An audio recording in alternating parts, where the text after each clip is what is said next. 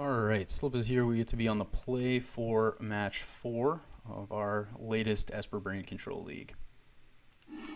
So this hand, I'm going to keep the shit out of this, right? On the play, Logic Knot's pretty good. If we don't feel like we need a Logic Knot to turn 2 play, we can jar. Or we can just Logic Knot turn 2 and then, you know, play jar turn 3 and take it up. Our opponent plays Basic Forest, alright? So what are we playing around? Like Blood Moon here, this could be Ponza. I'm hoping our opponent didn't keep an Elf hand without a 1-drop here. This could be Death's Shadow again with some kind of awkward hand. That is possible, although if he or she had a second land, I would assume they would take the damage first. I don't know what else this could be really that's like a meta deck, but that's okay.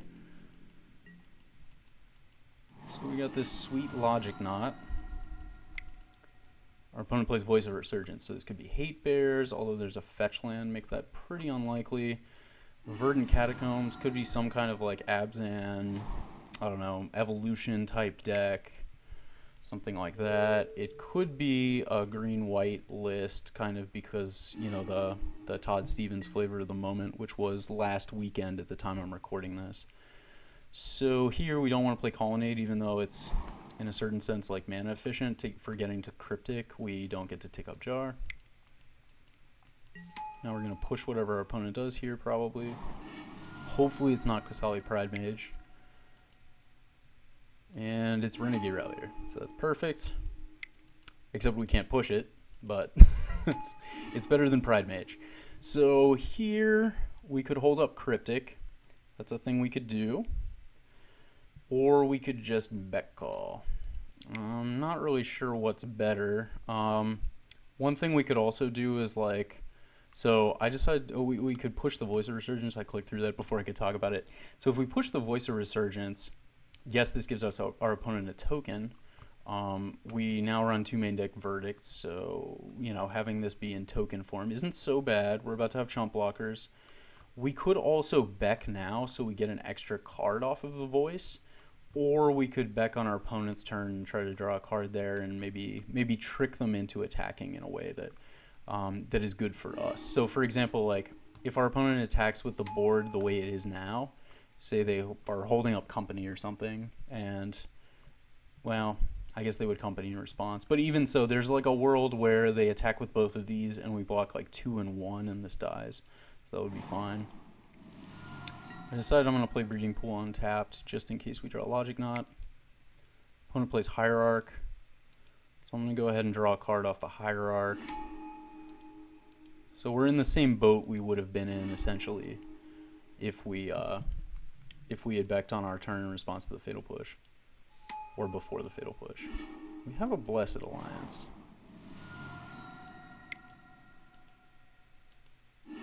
Our opponent Eldritch Evolutions the Rallier. So this is interesting. So they can get a lot of stuff here, and they get Sigarda. So fortunately they're drawing us a card. But Sigarda is a pain in the ass, I gotta say. And at this point I'm kind of wishing I had Serum Vision. So if we had done all this on our turn, we would have been short 1 card, but we could have Serum Visions, knowing that we didn't really have anything to do. Probably not going to take this hit. So we want to draw into Verdict, basically. Sigarda, pretty good. We're going to Serum Visions here. We see Jar and Beck. That Beck is probably worth taking. So we're going to top that.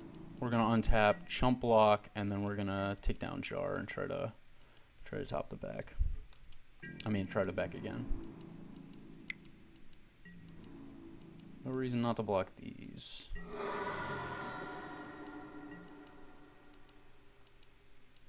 And we dodged Pride Mage, which is good, although we could have Cryptic Pride Mage. So the problem with doing this is we do tap out against Company, but I don't think that Company is what's actually going to kill us in this matchup. Like, I think it's better to bet call into Supreme Verdict and just let our opponent get 2 creatures. That doesn't seem bad to me. On the other hand, if our opponent takes the opportunity to Company and hits Kasali Pride Mage, that's an issue. Our opponent hits Kasali Pride Mage. Wonderful, wonderful world we're living in. Splendid times. So here we have another Beck that's totally useless. We want to draw into Cryptic. We have Blessed Alliance to gain some life at least because of the text on Sigarda here. But we're also about to be at 6 lands, so if we can somehow stall and like refuse Beck just on the hard cast, we might be able to draw our way out of this. So we're just going to play a land tapped, pass, and we could consider just taking a hit here, although it would be a pretty big hit. We could also, instead of tapping down our opponent's team, we could chump the Sigarda and bounce the Elemental and draw a card. But I decided I'm just going to go ahead and tap. Tapping is a little better if Blessed Alliance ends up saving us for a turn. We also have Colonnade for chumping if it ever becomes relevant. Our opponent plays Finks, which isn't really doing anything, and we get a Spell Snare, which is pretty good if our opponent plays Selfless Spirit. If our opponent Coco's into Selfless Spirit, then we can't do anything about it. But if our opponent just hard casts it, then the Spell Snare is going to make our Supreme Verdicts live in ways that it wouldn't otherwise be. So here I'm just going to attack because I probably could have attacked last turn, I should have, but at this point, like, we're just going to Cryptic, so it doesn't matter. Worth noting also, since we drew another Cryptic, that means we get to play a land tapped, and we get to fuse back call next turn, which is probably going to keep us alive. Here we're drawing lands. We're 25 cards into our deck and nothing great, but our opponent evolutions a Finks for maybe Rallier. Is that possible? For Rallier getting back Voice of Resurgence? That seems like a good line. Seems like a very good line to me. I could have Blessed Alliance there, actually. That's not the worst idea. But I have a feeling like at this point we're not in danger of dying next turn. So we can probably like take some hits and hope that fusing this back call draws us into a Verdict so that we can use this Blessed Alliance on a later threat. That would be ideal.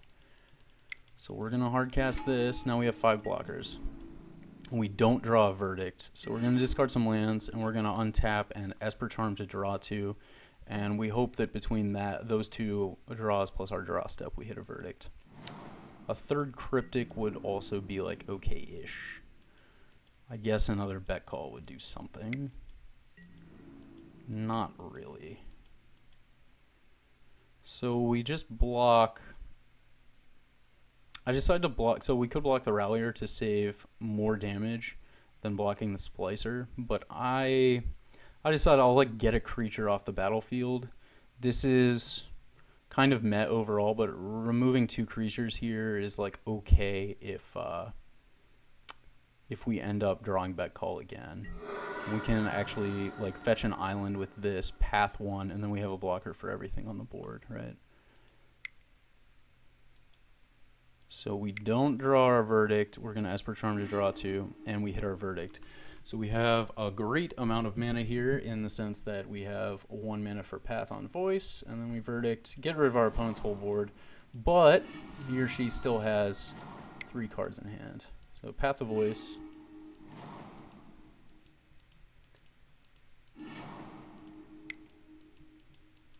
Whatever our opponent has, he or she is doing a reasonable job of not overextending into Verdict, I think. Like, that was a pretty big board, but at the same time, and Scooz, that's getting Spell Snared so hard. Spell Snare is probably better in this matchup than it's appeared so far. Tireless Tracker, that's a pain in the ass. So, Ghost Quarter. Well, don't want to Ghost Quarter our opponent with Tireless Tracker on the board. We could hold up Colonnade to block, but our opponent has like a couple of cards that aren't doing much. And we suspicion, as they say, that those might be paths. So we're going to go ahead and Blessed Alliance this tracker, and there's no reason not to gain 4. Our opponent doesn't play a land, so this is pretty huge for us. Just that 1 card could definitely make the difference as far as this matchup goes. And we're hoping for a 2-drop, but it's a Displacer. Okay.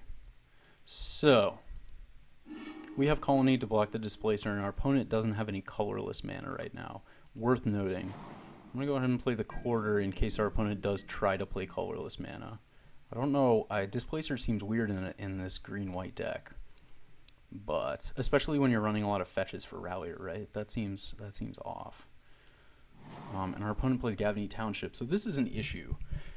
We had a feeling before that our opponent had Path in hand, and we want to block with Colonnade here. We obviously can't block with Colonnade with Township untapped because our opponent can use it to flicker the Colonnade rather than putting a counter on Displacer. So what we have to do is quarter now, hope that like our opponent puts a counter on Displacer in response, also has the benefit of getting our opponent to tap a bunch of mana, so we're not worried about Coco right now. Puts a counter on Displacer, we're going to animate Colonnade and try to trade. Hopefully this does something. Opponent paths. We don't need that mana for anything. Unfortunately, we have our last basic swamp in our hand. I'm going to tap out now to encourage our opponent to play something in case it's a 2-drop, and we're going to top that path really hard. At this point, we have 23 cards left in our deck, so I assume we'll be getting to a little more gas soon. There's another Township. Our opponent doesn't really have anything to do with it yet. So that's nice. Peer through depths. That's pretty good. Pretty good. Can find us a Becker and Answer. Still Cryptic and 2 Knots left in our deck too. If we want to play a reactive spell. Gonna go ahead and peer. So this is a tough one. We could take the Serum Visions, or we could take Cryptic, basically. Serum Visions is okay, but it doesn't actually do anything, whereas Cryptic is going to answer a top deck Collected Company and various other things. I decided I'm going to take Cryptic, and I'm going to take this down. We can still hold up Cryptic. At this point, our opponent, and we're going to bottom this land really hard, our opponent starts talking, and we draw Beck Call. So our opponent's like a little salty. Actually, at this point, he's just saying he didn't realize we played Verdict. Probably should have played Verdict, but opponent's going to send us some messages over the course of this match. That's okay. So we tick up Jar, and we get Knot. So now we're in a spot where I think it's going to be pretty hard for us to lose. I'm going to go ahead and Cryptic this Coco. We're kind of looking for our opponents to play like a useless creature, like a Hierarch. Although Gavany Township is out, so we want to be wary of these things. But that would have drawn us an extra card. Even so, here in response to our Beck Call, our opponent's going to collect a company, which seems super strange to me. So he gave us 1 card to draw a counter, and then I guess he was like, oh shit, he might draw into a counter, so I might as well Coco now. The issue with that is that we would draw 2 cards off of his creatures coming into play, which might put us in danger of decking ourselves. I guess that's a strategy. Meanwhile, we're going to counter the shit out of this. And our opponent scoops. So that was good. Nice. We finally got to that Verdict maybe halfway through our deck, but we drew a lot of cards, and that's what we want to do. See you for game 2. All right, back for game 2 on the draw, and here, if we had 1 more land, this would be the literal nuts against this matchup. But as it stands, it's pretty good. It's pretty good. So I'm going to keep that. Our opponent plays a Hierarch here. Okay, so kind of a strange situation. We could play Colonnade to kind of enable Brain in a Jar next turn. That would keep us off of Spell, Snare, Removal, and Serum Visions. That seems bad. So let's assume we don't play Colonnade here and we're saving Jar for the long game because we have 2 removal spells and a Spell Snare. So we could either, basically, I think Serum Visioning here is bad. So we could either push the Hierarch or snare something next turn or path a 3-drop. Because our opponent has Eldritch Evolution 2, could evolution for like Pride Mage or something preemptively, and we couldn't deal with that. I'm kind of tempted to just push this Hierarch. The additional thing is we get paid off if our opponent kept a sketchy hand, right? Assuming that because we're like a white deck with a lot of paths, that maybe this Hierarch's going to stick. So I just push this. And our opponent does not hit land. So pretty happy with that decision. I'm not sure it was correct, but it was certainly correct under the circumstances. And we draw a second bet call. So at this point, if our opponent draws a land, tries to play like a voice or a pride mage or something, we can snare it, still take up jar.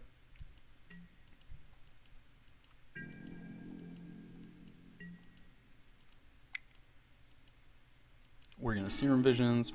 Isn't that, it's so beautiful. Jar and Esper Charm. Don't think we want the Jar. We could consider the Esper Charm, but we're a little light on lands. I decided to bottom it for that reason. So I didn't mean to show you our opponent's chat here. He's slightly salty. That's okay. We draw another Spell Snare, which is incredible. I'm gonna go ahead and main phase Beck here so that we can play a land. That's great. We're just going to discard Serum Visions because we have a bunch of them, and we have another Beck, so we have stuff to do with our mana. And cards to draw. Opponent plays Voice or Selfless Spirit, I think. Voice. I'm going to snare that. We're hoping that our opponent has another 2-drop here. So this snare is live, and then we can take down Jar. No reason not to Serum Visions, and we get a Logic Knot. So this game is basically unlosable at this point. But we want to stay heads up. Opponent plays Selfless Spirit, gonna snare that, and our opponent scoops. You know, kind of our opponent was a little salty there, but I can understand. I mean, push the Hierarch. Maybe that's a little, maybe that's an overextension. I'm not sure. I think it's defensible at least.